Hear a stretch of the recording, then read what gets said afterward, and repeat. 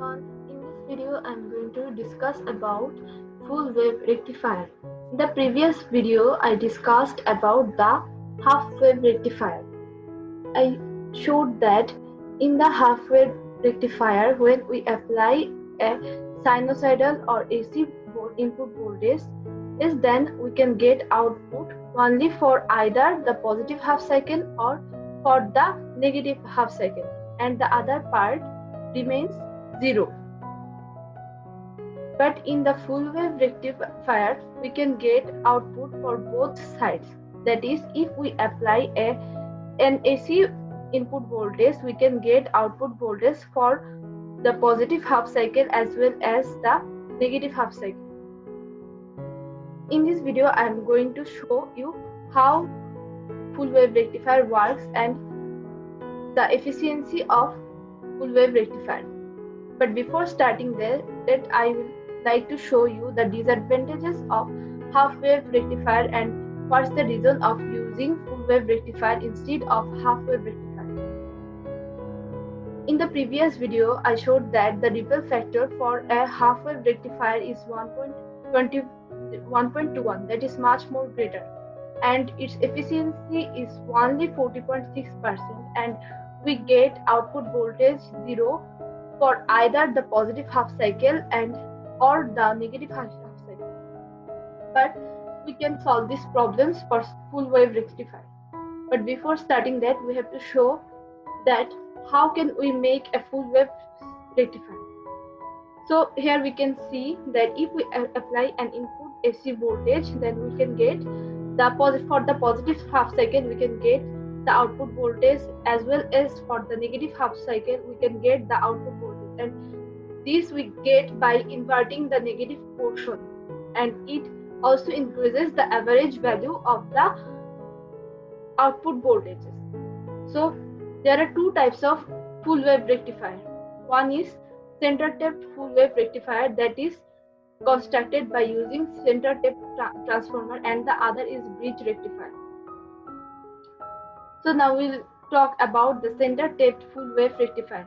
Here a transformer is used that is center-tapped at this portion, and its Vp by Vs ratio is 1:2, that is Vs is equal to 2 of Vp. Now when we apply an input voltage, then then in this portion we can get 2 Vp, that is one Vp is for this portion and the other is for this portion, and here we can see there are two diodes, and this is a load resistance. So for the positive half cycle, we will consider that D1 is active. D1 is active for the positive half cycle, this, and D2 is not working. That is, D1 is short circuited and D2 is open circuited. So here in this figure, I can see that this, if we consider that this is D1 and this is D2, then D1 is short circuited and D2 is open circuited. Then when we apply a KVL, we can find that the V output is equal to the V in. That is, for the positive half cycle, the output voltage that we get is equal to the input voltage, and we can find that V in is equal to V output in this figure.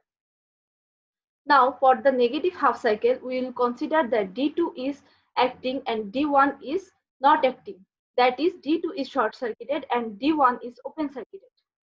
Here in this figure, D2 is short circuited and D1 is open circuited.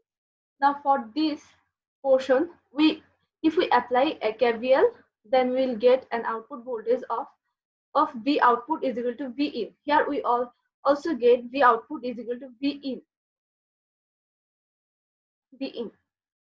So, and we can see that in both of the cases, the direction of the current is same. So it means that we can get the output voltage or the output as like this. For the positive half cycle, we get output like this, and for the negative half cycle, we also get output like this. That is how the full wave rectifier inverts the negative portion, and we can get a DC output voltage. Now in this figure, I can figure out that if we apply this input voltage as the AC, we can find for a full wave rectifier this output voltage. Now for a bridge rectifier, if we consider this is a bridge rectifier, then if we consider D1 and for a bridge rectifier, this is a bridge rectifier, but this figure and this figure are not same. See, so for in a bridge rectifier for positive half cycle, we will consider that this is D1 and this is D3. For a positive half cycle, the D1 and D3 are on, and if we apply KVL, then we will find that current is moving through this D1 and passing through this RL and again through this D3 and entering this. So we will get an output voltage V output is equal to Vm. So for ideal voltage, ideal diode, there is voltage drop across the diode. So we can get V output is equal to Vm minus 2 VD. That is the voltage across the diode. And if we consider that there are some resistances across this diode, then the output voltage V output will be Vm minus 2 VD minus IRD. I is the current flowing through this circuit. So for the negative half cycle, we will consider now that D2 and D4 are on and D1 and D3 are off. Here in the circuit, D4 and D2 are on, but D1 and D3 are off. So if we apply KVL on this circuit, we will get again that V output minus Vm is equal to 0. That is V output is equal to Vm. Now for the as like the previous circuit, for ideal diodes, there is voltage drop across the diode. So V output is equal to Vm minus 2 VD. So we can say that for the ideal diodes, the output voltage is little bit less than the input voltage. But if we don't consider the ideal cases, then the output voltage is equal to the input voltage. In this figure, this also shows that this input voltage, this input figure is equal to the output, but for these cases, the output voltage is little bit less than the input. Now, the average value of full wave rectifier. So for a full wave rectifier, we have to consider the average value. Here we can say in this circuit, if VAV is the average voltage and if we apply a sinusoidal input as Vm sin omega t, then and if we want to find the average value, then we have to consider integration from 0 to pi Vm sin omega t, and it is divided by pi. So if we integrate Vm sin omega t, then we will get Vm by pi minus cos omega t from 0 to pi. And here we can get 2 Vm by pi. That is the output, that is the average value of full wave rectifier is 2 Vm by pi. That is double of the half wave rectifier.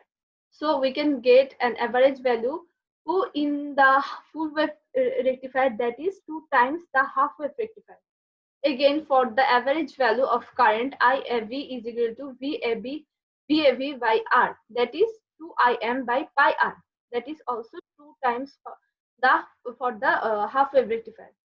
So in a full wave rectifier, we can get much average value of voltage and current than the half wave rectifier. That is one of the benefit of using full wave rectifier. Then let's move to the RMS value of full wave rectifier. So the RMS value of current in a full wave rectifier, if we want to identify this we have to take square roots of 1 by pi from 0 to pi and I square d omega t. I square we have to consider it Im sin omega t, and if we give whole square, it will be Im square sin square omega t. Then from I square m by pi, if we integrate, if we take this, we can take sin square omega t as 1 by 1 minus cos 2 omega t by 2. Now if we integrate this, we will get IRMS is equal to Im by root 2.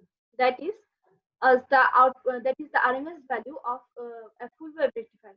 And for the for the RMS voltage for a full wave rectifier is IRMS into R. That is the simple theory of V is equal to IR. So now the efficiency of a full wave rectifier. So the efficiency of a full wave rectifier actually depends on the DC output voltage by AC output voltage, and we can also take it as the power. That is, if we consider the power of DC or average power, and if we consider the RMS power of a full wave rectifier, and if we take the ratio of these two, then we can get the efficiency of a full wave rectifier.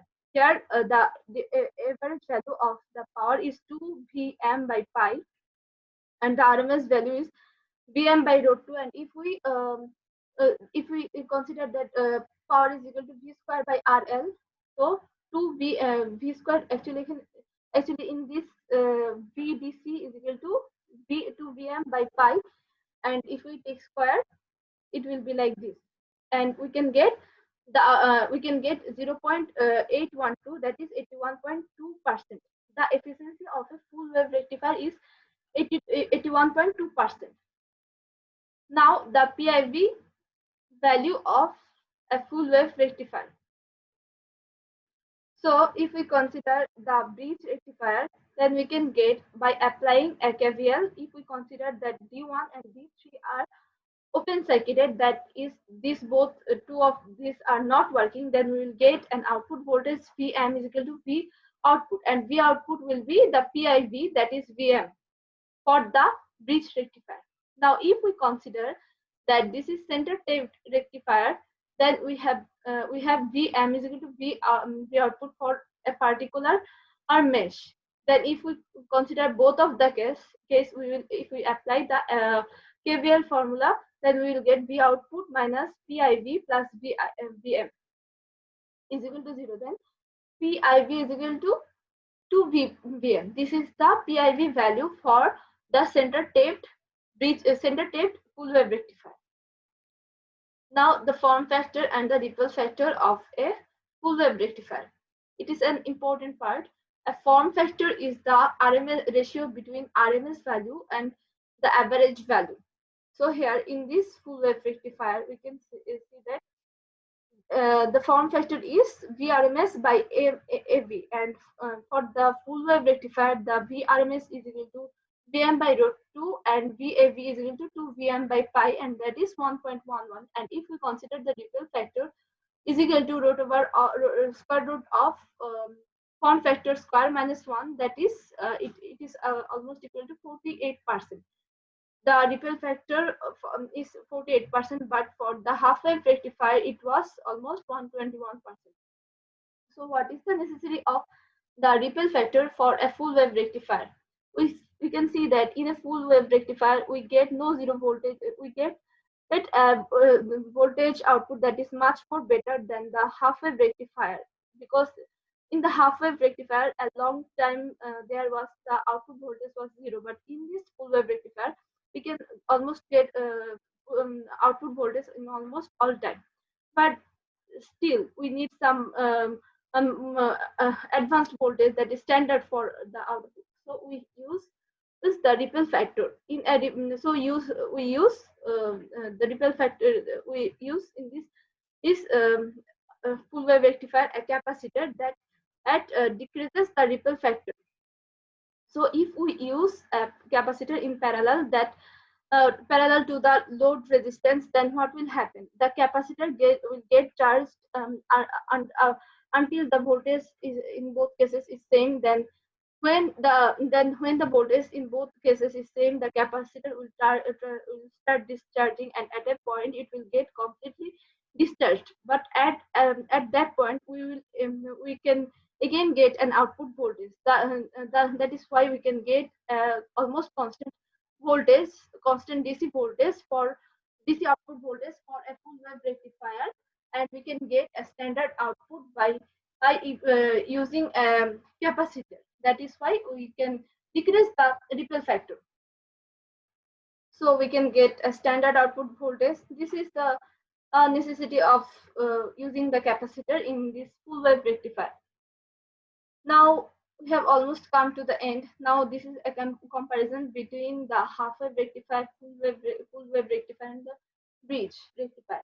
So we saw from this the previous video and in this video that in a circuit we use a in a circuit we use for a half wave rectifier we use one diode, but for full wave rectifier in the Centertapped rectifier we used two diodes, but for the bridge rectifier we used four diodes, and average value for the half wave rectifier is Im by pi, but for the full wave rectifier it is 2 Im by pi, and the bridge rectifier it is 2 Im by pi. That is in both for the half wave rectifier it is that is for the half wave rectifier it is almost half of the full wave rectifier, and in the average DC voltage it is also for twice than than the half wave rectifier in the full wave rectifier. That is for the half wave rectifier it is E RMS by pi, but for the full wave rectifier it is 2 E by pi. Now in the RMS current it is Im by 2. For the full wave rectifier it is Im by root 2, but for the bridge rectifier it is also Im by root 2. DC power output it is also much greater in full wave rectifier than the half wave rectifier. AC power input it is also greater.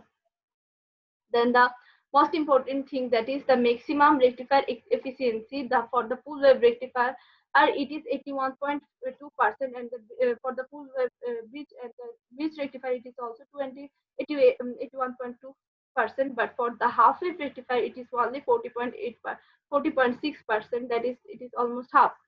And the ripple factor in the half wave rectifier is 1.21, that is much more greater than the full wave rectifier, which is almost 0.482. Now these are some important parts, and the PIV rating of diode is for the half wave rectifier it is E, but for the full wave rectifier it is 2E. And one important thing, that is ripple frequency for a full wave rectifier it is 100 hertz, but for a half wave rectifier it is 50 hertz. That means that in a full wave rectifier we can get a much more frequency output voltage than a full wave than a half wave rectifier. These are some benefits that we can get from the full wave rectifier, but in the half wave rectifier we can not get this type of benefits. So it is better to use full wave rectifier than the half wave rectifier.